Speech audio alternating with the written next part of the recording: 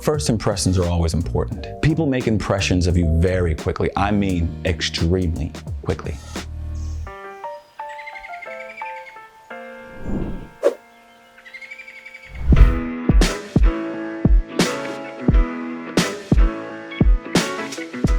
First impressions are always important.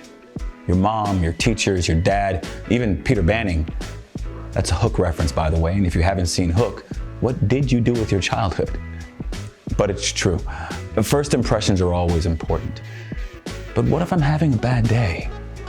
Well, as I've said in the past, if you're having a bad day, you really shouldn't be out looking for a woman in the first place. People make impressions of you very quickly. I mean, extremely quickly. Research on this varies. Some say it's 30 seconds, others say it's 2 to 3 seconds. One study even found out that only 1/10 of a second is used to form an impression of somebody. The point is, it's fast, really, really fast. A good average is about 7 seconds.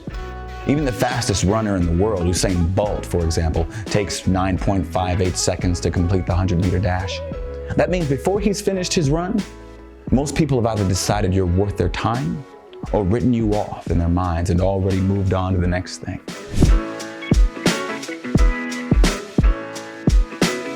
Imagine, you're sitting at a bar. A woman walks into view from the opposite direction. The first thing you notice is her clothes. She's wearing a black business suit, and her hair is flawless. Her nails, her shoes. She takes pride in how she looks and how she carries herself. Her long, confident strides are made with a purpose. You think to yourself, who is this woman? She's probably got some great job as an executive in some sort of office. Her place must be expensive and super nice. You've assumed all of this without her saying a word. She sits down, and you decide you want to send her a drink, and maybe even walk over. In a few seconds, you've noticed her clothes, her hair, her nails, her body language, and made assumptions about where and how she works and lives. Now, she could be none of these things, or she could be all of them. But your first impression has caused you to want to pay for her drink and maybe even walk over and connect. You want to talk with her, and when you do, any information you learn from that point on will be affected by those first 7 seconds. So what's the lesson here?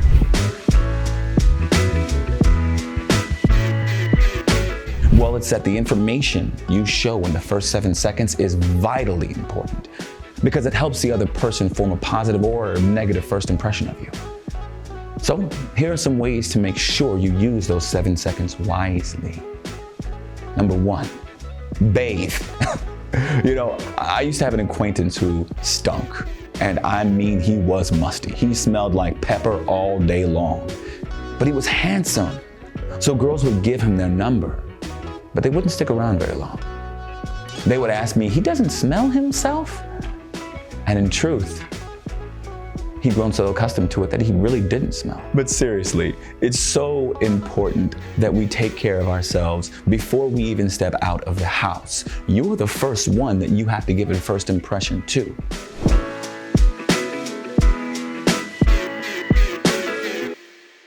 Number 2, right outfit, right place. If you're going to a beach party, don't have on a suit. Fancy restaurant? Don't have on torn jeans. If you're going to a pub, don't have on swim trunks and a tank top. Choose your outfit to fit the environment. Going to a rave? Who has raves anymore? Don't have on leather-soled Oxfords and a bow tie.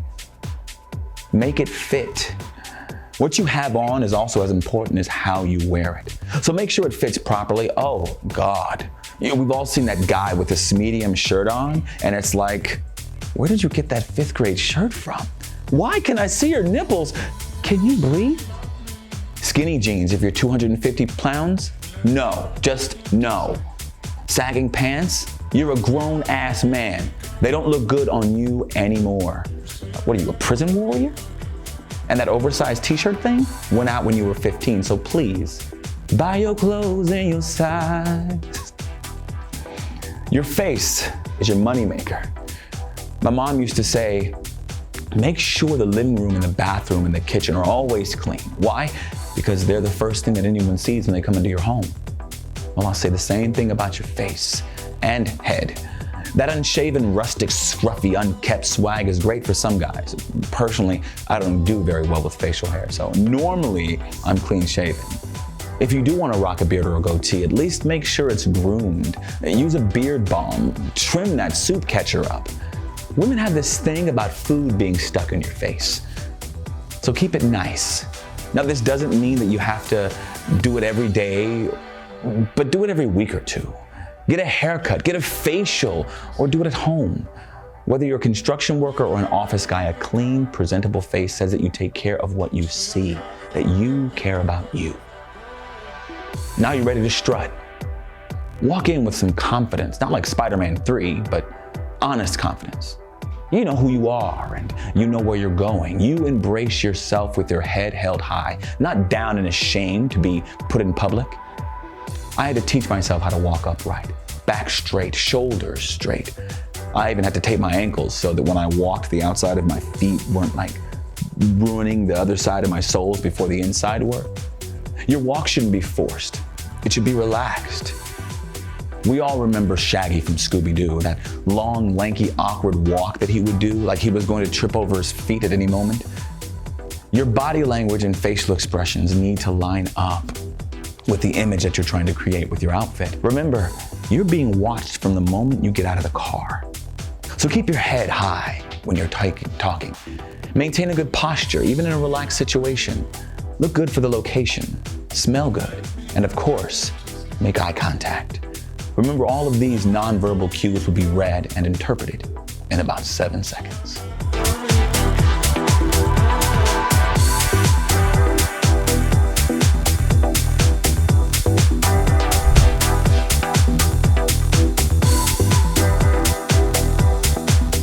Join men from all over the world as they take a trip and find their future brides. Check out our website at mexico-women.com.